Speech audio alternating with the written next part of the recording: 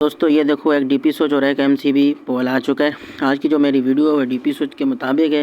दोनों में आपको फ़र्क बताने लगा हूँ। जो डीपी स्विच है वो पहले आम तौरों पर घर पर इस्तेमाल होता था, जैसे कि अभी भी कई कई घरों में इस्तेमाल हो रहा है। तो दोस्तों ये तब लगता था पहले कि जिस तरह मिसाल के तौर पर हर चीज़ के मुताबिक जितना लोड होता है ये उतना लोग लगाते थे। तो दूसरे नंबर पर इस तरह से लोग बोर्ड में भी लगाते थे कि पता चल जाए लाइट आती है नहीं आती, एकदम बंद भी, यहाँ सो फ़ोन भी कर सकते थे। तो लोगों आजकल जैसे कि मिसाल के तौर पर अभी मीटर से आकर डायरेक्ट पहले ये लगा हुआ, दोस्तों सबसे पहले ये लगता था। तो इसमें खामी ये है कि या ये ना ये ओवरलोड बर्दाश्त कर सकता है और ना ही कोई शॉर्ट सर्किट पोजीशन आ जाए तो उसमें भी ये कुछ नहीं कर सकता, क्योंकि ये ना ट्रिप कर सकते हैं ना उस तरह से कुछ भी नहीं कर सकता। तो मिसाल के तौर पर अगर आजकल जो एमसीबी है उसमें उसमें मैं आपको बता दूं, इसका मतलब है एमसीबी का मतलब है मैनेजर सर्किट ब्रेकर।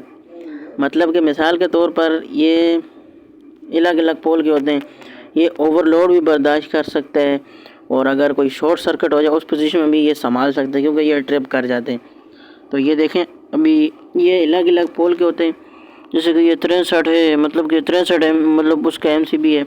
जैसे कि मिसाल के तौर पर कोई शॉर्ट सर्किट होता है तो इससे ये एकदम ट्रिप कर जाएगा। अगर कोई वर्कर काम भी करता है तो उसको भी कहीं से झटका लग जाए या इधर उधर कोई मसला मसाइल हो जाए तो ये एकदम ट्रिप कर जाएगा। तो इससे नुकसान भी नहीं होता है, जो चीज़ जिस चीज़ पे लगा होता है उसका भी फ़ायदा है और ये जो घर की सारी वायरिंग होती है ना कंसील, उसमें भी ये बहुत फ़ायदा देता है। अगर डीपी स्विच लगाते हैं तो वो फिर मसला मसाइल वायरिंग में बनता है। तो दोस्तों ये देखो इसी तरह के काफ़ी सारे अलग अलग कमरों से आते हैं, बीच में बहुत सारे जिस तरह जनरेटरों की वायरिंग भी लग सकती हैं, काफ़ी सारी मतलब बैटरी की वायरिंग इसमें भी हो सकती है। तो मिसाल के तौर पर अभी ये जिस तरह के डीपी स्विच है ये कई प्रकार होते हैं, मतलब कई शक्ल के होते हैं, 2 पोल के होते हैं, 3 पोल के होते हैं, 4 के होते हैं। तो बस यही थी मेरी वीडियो आज की। तो ये थी मेरी आज की वीडियो। अगर वीडियो अच्छी लगा तो चैनल को ज़रूर सब्सक्राइब कर देना। शुक्रिया।